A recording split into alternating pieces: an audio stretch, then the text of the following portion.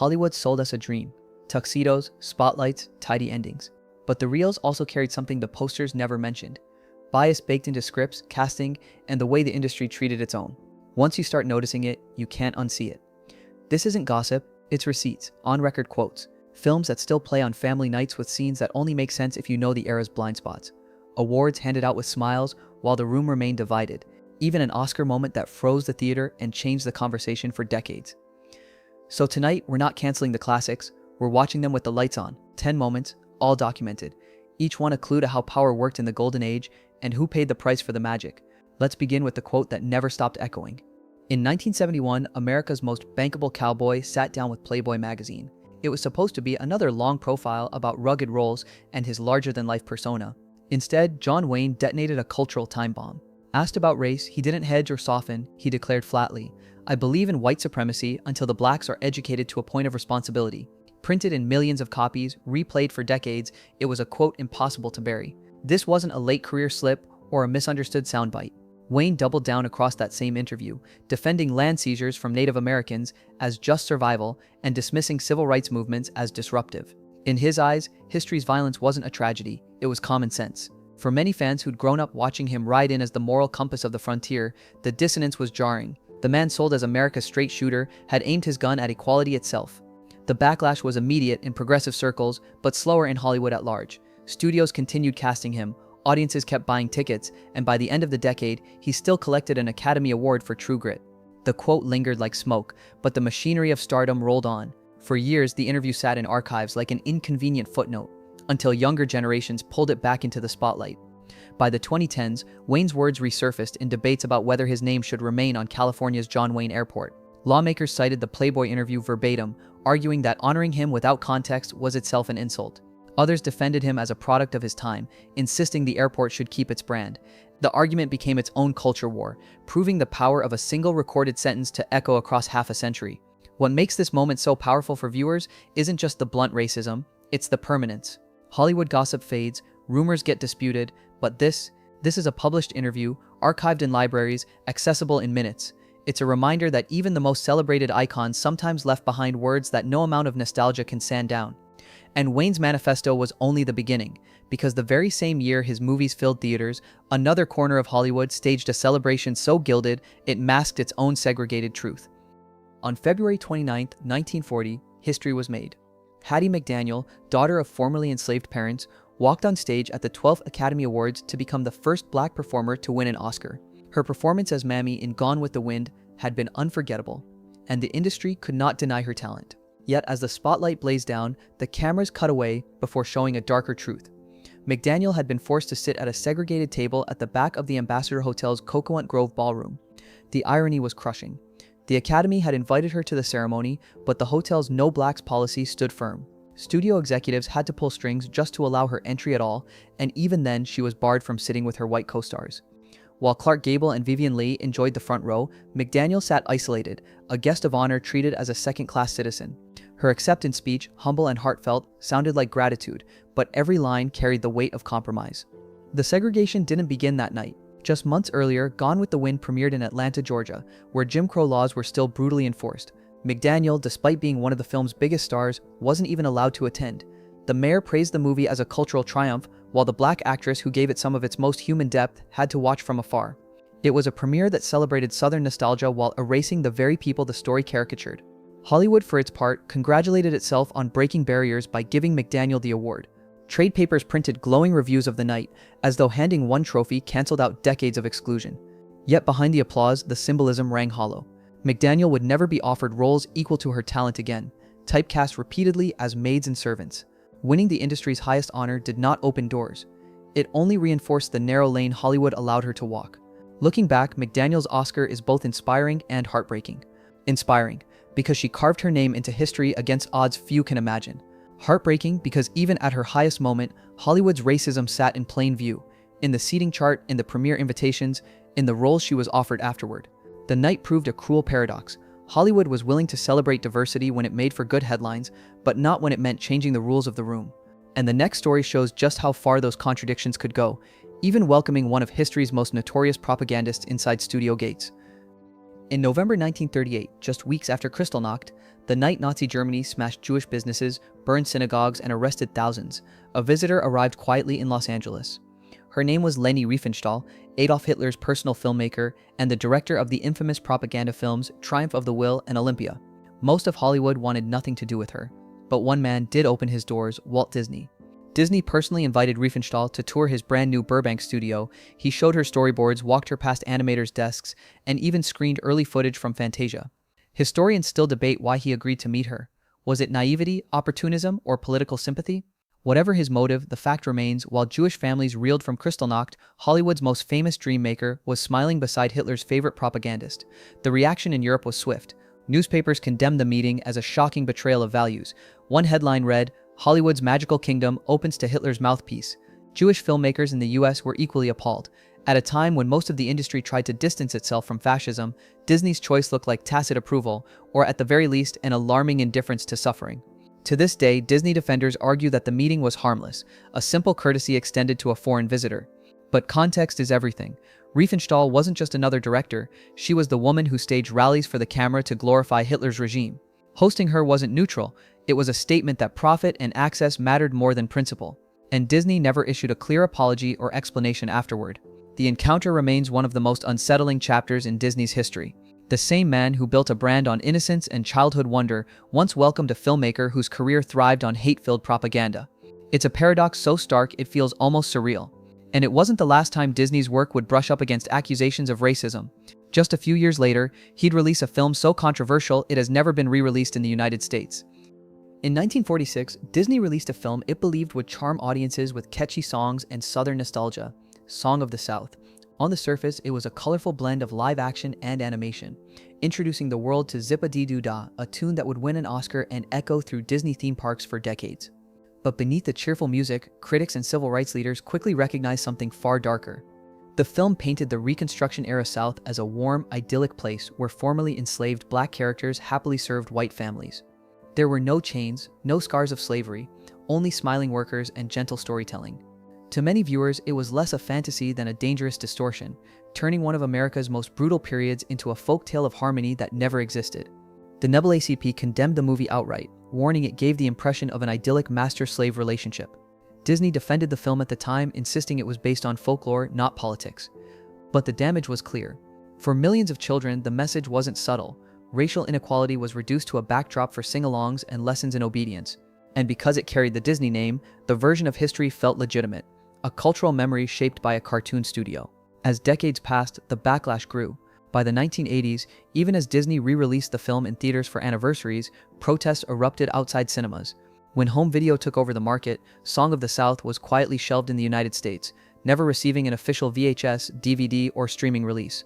Today, Disney executives openly admit it's a relic they'd rather erase, but its fingerprints remain in the theme parks. The now-retired Splash Mountain ride was built on its characters and music. Song of the South is more than a forgotten movie. It's a reminder of how pop culture can rewrite history in ways far more subtle and far more lasting than speeches or textbooks. Disney built its empire on innocence and imagination, but here, imagination served as a mask for racial romanticization. And if that wasn't unsettling enough, just 5 years earlier, another Disney film slipped in a sequence so racially coded, it still sparks debate today. In 1941, Disney released Dumbo, a film that seemed tailor-made for timeless childhood wonder. With its flying elephant, heartfelt story, and colorful animation, it became a classic overnight. But one sequence has aged in a way the studio never anticipated: the appearance of the crows. For many modern viewers, this scene is a jolt, a moment where the fantasy suddenly collides with America's history of racial caricature. The crows speak in exaggerated dialects that mirror minstrel performances popular in the late 19th and early 20th centuries. The leader of the flock, later nicknamed Jim Crow by animators, wears flashy clothes and cracks jokes in a style that, to contemporary audiences, was unmistakably linked to black stereotypes. At the time, most viewers accepted it as harmless comedy. Today, the coding is impossible to ignore. A beloved children's film echoing the same tropes used to mock and marginalize black communities. What complicates the debate is the fact that the crows actually help Dumbo. They encourage him, give him confidence, and even hand him the magic feather that lets him soar. Some defenders argue that this makes them positive figures, supportive rather than demeaning. But scholars counter that the context matters. The humor, the accents, and the caricatured mannerisms still position the birds as entertainment rooted in racial parody, regardless of their role in the plot. Disney itself has wrestled with how to handle the sequence. For decades, it appeared unedited in home video releases, normalized as part of the film's charm. Only recently, with the launch of Disney Plus, has the company added content warnings, acknowledging the racially insensitive imagery. Instead of deleting the scene, Disney opted to preserve it with disclaimers, a decision that sparked its own debates about whether context is enough or whether some portrayals should be retired altogether. The crows in Dumbo show how prejudice could slip into mainstream entertainment disguised as humor, lingering long after the audience stopped noticing. For a generation of children, the joke played without explanation, but once you see the caricatures, you can't unsee them. And Dumbo wasn't the only Golden Age film guilty of this. Just a few years later, a Hollywood A-lister known for breaking gender norms would star in a prestige picture that pushed racial caricature even further, this time with makeup and costumes designed to erase an entire identity. By the mid-1940s, Katharine Hepburn was already a Hollywood powerhouse. Known for her independence, sharp wit, and refusal to conform to traditional female roles, she was celebrated as a feminist icon. So when MGM cast her in the wartime drama Dragon Seed, a story about Chinese villagers resisting Japanese occupation, audiences expected another strong, progressive performance. What they got instead was a textbook case of Yellowface, wrapped in prestige and moral purpose. Hepburn was not alone. The film's cast was filled with white actors playing Chinese characters, their faces altered with makeup to simulate Asian features.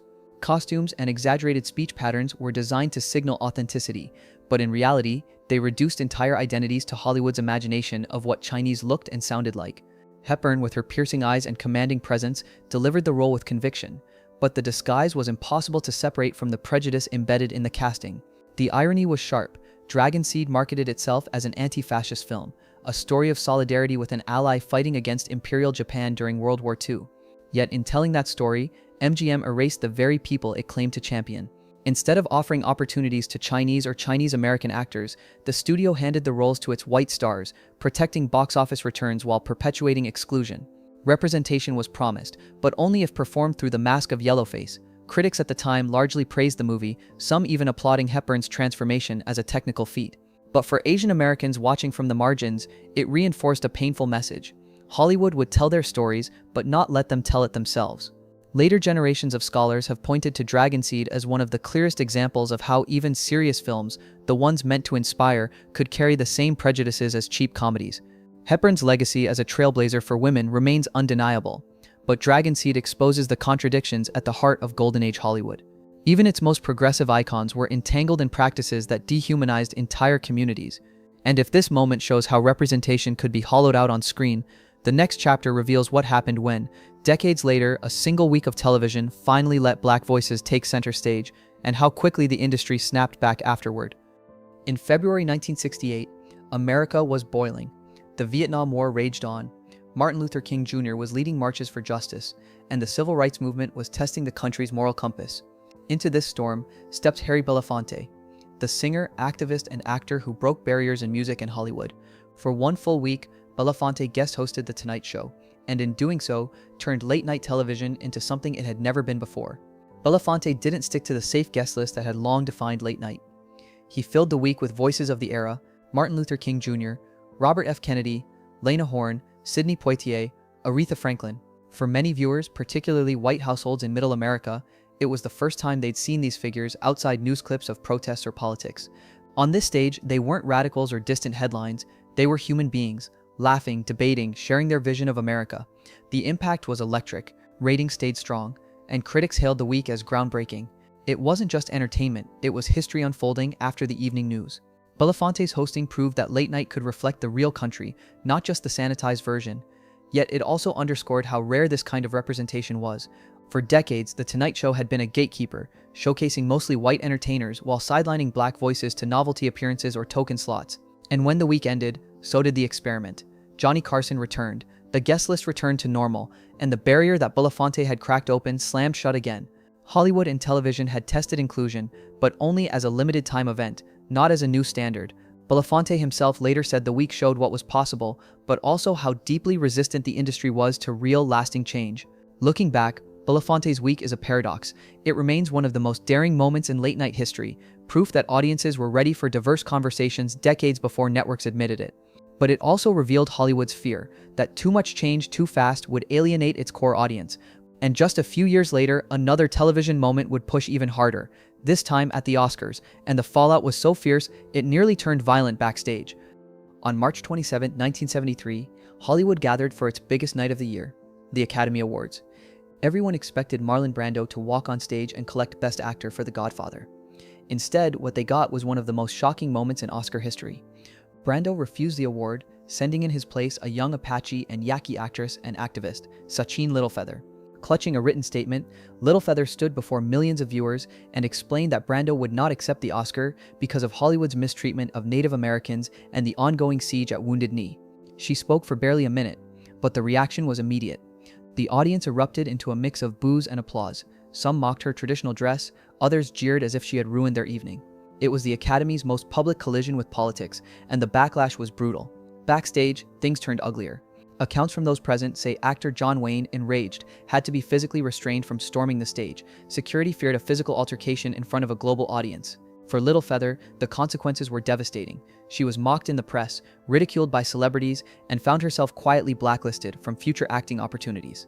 What was meant as a moment of justice instead marked the beginning of years of personal and professional hardship.